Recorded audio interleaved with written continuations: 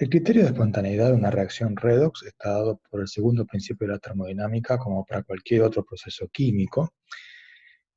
que en el caso de que la reacción se realice a temperatura y presión constante, eso se reduce a que la variación de la energía de Gibbs asociada al proceso, es decir, la energía de Gibbs de productos menos la de los reactivos, sea menor que cero. Eso se puede reescribir de esta forma: el delta G de la reacción es igual al delta G0 más RT por el logaritmo del cociente de la reacción, donde este cerito es el estado estándar, que recuerden, en el caso de los gases es una presión de un bar, en el caso de soluciones es una concentración 1 molar de las especies, y en el caso de sólidos o líquidos puros, el estado estándar es el propio sólido o líquido puro, razón por la cual esas especies suelen no aparecer en el cociente de la reacción. Para el caso particular de esta reacción que estamos escribiendo acá, la oxidación de zinc metálico a zinc 2+, y la reducción de cobre 2+ a cobre metálico, uno la podría escribir de esta manera: el delta G de esa reacción es el delta G0 más RT, logaritmo del cociente de reacción, donde para esta ecuación que tenemos escrita aquí, el cociente de reacción será la concentración de zinc dividido la concentración de cobre 2+. Las especies cobre 0 y zinc 0, por ser sólidos puros, no aparecen en el cociente de la reacción. Es decir que si uno analiza esta ecuación, yo tengo básicamente dos perillas, dos modos de controlar el valor de ese delta G de la reacción. Uno es a través de la concentración de las especies. Yo puedo elegir qué concentración de zinc y qué concentración de cobre pongo en el frasco donde hago la reacción química,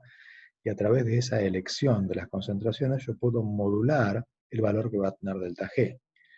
Cuánto menor que 0 será o cuánto mayor que 0 será. La otra posibilidad de control que tengo es el delta G0. Ahora, el control de delta G0 es un poco más difícil porque el delta G0 es una propiedad intrínseca de la reacción. Si yo quisiera modificar el delta G0, lo que tendría que modificar es la naturaleza química de las especies. Por ejemplo, si mi objetivo es oxidar zinc metálico,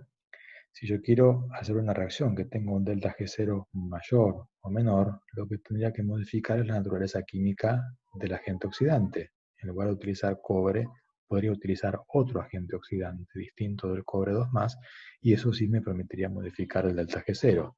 Es decir, que el delta G0 lo puedo mover a través de la elección de las especies químicas. Y esos son los dos modos que tengo de controlar la espontaneidad de una reacción redox o de cualquier otra reacción química. En el caso particular de esta reacción que estamos considerando, la forma práctica de realizarla es colocar en un vaso de precipitados una solución de cobre 2+ acuoso, por ejemplo una sal de sulfato de cobre que se disociará completamente en iones sulfato y cationes cobre 2+,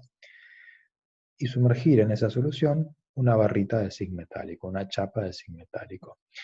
Lo que voy a ver al cabo de cierto tiempo es que, como consecuencia de la oxidación del zinc,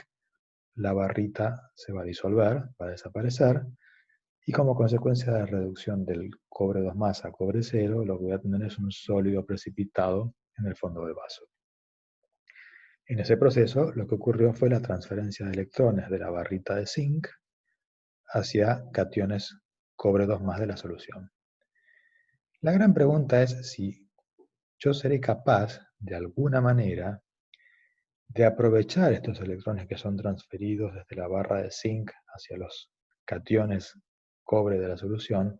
de forma tal de poder hacer algún trabajo útil con los electrones intercambiados. Uno puede imaginar distintas formas de aprovechar esos electrones, de interceptarlos como para poder utilizarlos en algún procedimiento experimental. La primera cosa que a uno se le puede ocurrir es decir, bueno, retiro esa barra de zinc del frasco, del vaso de precipitados, tengo la barra de zinc ahora fuera del vaso de precipitados, y lo que hago es conectar un cable que me lleve los electrones de la oxidación del zinc hacia el vaso de precipitados. A través de ese cable pasan a la solución y pasan entonces a reducir a los cationes cobre 2+ de la solución. Si yo hiciera eso, imaginariamente, a medida que se van transfiriendo electrones desde la barra de zinc hacia el vaso de precipitados, lo que voy a tener es una acumulación de cargas negativas en el vaso de precipitados y una acumulación de cargas positivas en la chapita de zinc. Por supuesto que a medida que yo voy generando ese exceso de carga, lo que hay es una fuerza impulsora para que los electrones vuelvan hacia atrás, de forma tal que se mantenga la electroneutralidad, que es un principio inquebrantable de la física. Yo no puedo tener cargas acumuladas en la barra de zinc o en la solución. El sistema siempre tiene que mantener la electroneutralidad. De forma tal que yo tengo dos fuerzas contrapuestas. Por un lado, yo sé que el delta G de la reacción redox, la oxidación del zinc y la reducción del cobre 2+, tiene un delta G de reacción menor que cero, es decir, que hay una fuerza impulsora para que los electrones vayan desde el zinc hacia el cobre 2+. Pero a medida que eso sucede, se separan las cargas y entonces existe una fuerza impulsora en la dirección opuesta para que se mantenga la electroneutralidad. El corolario de esto es, este dispositivo no funciona, no habrá transferencia neta de carga, porque esas dos fuerzas contrapuestas se igualan, y por lo tanto no pasa nada. Es decir, este dispositivo no funcionaría para aprovechar los electrones intercambiados. Entonces, vamos a pensar una forma un poco más inteligente de lograr esa separación que me permite aprovechar los electrones intercambiados. Y para eso lo que vamos a utilizar son dos vasos de precipitados. En un vaso de precipitados, que lo voy a llamar hemicelda, voy a colocar una solución acuosa de sulfato de zinc, de forma tal que tendré zinc 2+ disuelto en la solución, y voy a sumergir en esa solución una barra de zinc metálico. El otro vaso, al que voy a llamar hemicelda 2, contiene una solución de sulfato de cobre, es decir, cobre 2+ acuoso en solución, y sumerjo en esa solución una barra de cobre 0, cobre metálico. Lo que hago ahora es conectar las dos barritas metálicas con un cable que va a transportar los electrones, y ese cable, si quiero, puedo intercalarle una lámpara o algún dispositivo eléctrico en el que yo quiero utilizar los electrones para hacerlo funcionar. Esto no está terminado todavía. Voy a incluir este dispositivo, al que voy a llamar puente salino, que en este caso particular, en el que dibujé aquí, puede haber distintos modelos, ese puente salino es simplemente un tubo de vidrio en forma de U, que está invertido y que está relleno con una especie de gelatina, un hidrocoloide, que contiene una muy alta concentración de algún electrolito, por ejemplo, cloruro de potasio. La función de ese puente salino va a ser cerrar el circuito, como vamos a ver inmediatamente. Entonces, como consecuencia de que el delta G de la reacción de oxidación del zinc por parte del agente oxidante cobre 2+, que se reduce a cobre 0, es negativo, yo tendré una fuerza impulsora para que los electrones circulen desde el zinc 0, que entonces se oxida a zinc 2+ acuoso, se disuelve, los electrones pasan a través del cable, llegan hacia el cobre 0, que actúa como un electrodo, una interfaz entre el cable y la solución, y son transferidos a los cationes cobre 2+ que están en la solución, en la cercanía del electrodo de cobre metálico. Esos electrones son transferidos entonces al cobre 2+, y el cobre 2+ entonces se reduce a cobre 0 y se deposita, por ejemplo, sobre el electrodo de cobre.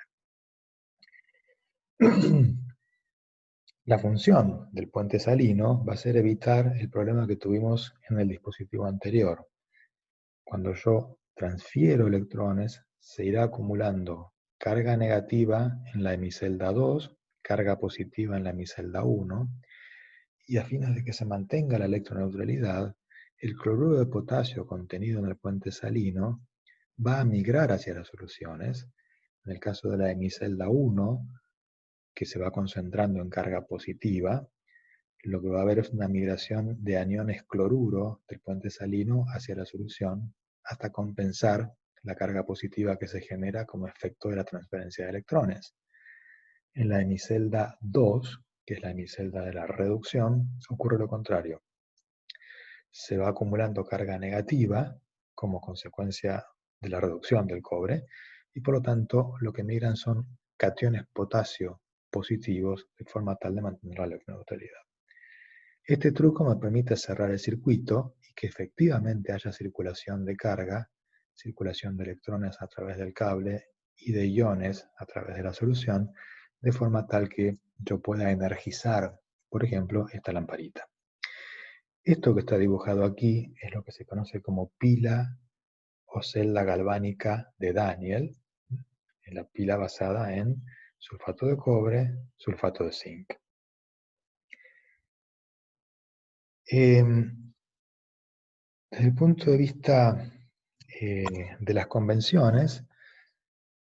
típicamente cuando uno tiene un dispositivo de este tipo, pila o celda galvánica, suele denominarse ánodo a la hemicelda que dibujo del lado izquierdo y que es a la que se le asigna polaridad negativa, por lo tanto a la que está del lado derecho, que se la denomina cátodo, se le asigna polaridad positiva, de forma tal que los electrones van a circular desde el electrodo con polaridad negativa hacia el electrodo con polaridad positiva. En esta hemicelda, a la que llamo ánodo y que le asigno polaridad negativa, es el lugar donde ocurre la oxidación, en este caso la oxidación del zinc a zinc 2+. Y por lo tanto, en la hemicelda que dibujo del lado derecho, a la cual llamo cátodo, a la cual asigno polaridad positiva, es el lugar donde ocurre la reducción, en este caso particular la reducción del cobre 2+ a cobre 0. Para recordar esta convención, esto es simplemente una convención, a las pilas se le asigna el nombre de ánodo a la hemicelda que se dibuja del lado izquierdo, al que se le da polaridad negativa y es donde ocurre la oxidación. Existe una regla memotécnica que es leer esto en forma vertical, da la palabra piano, pila izquierda, ánodo negativo, oxidación, y es una forma fácil de recordar esta convención que vamos a seguir usando en las teóricas posteriores.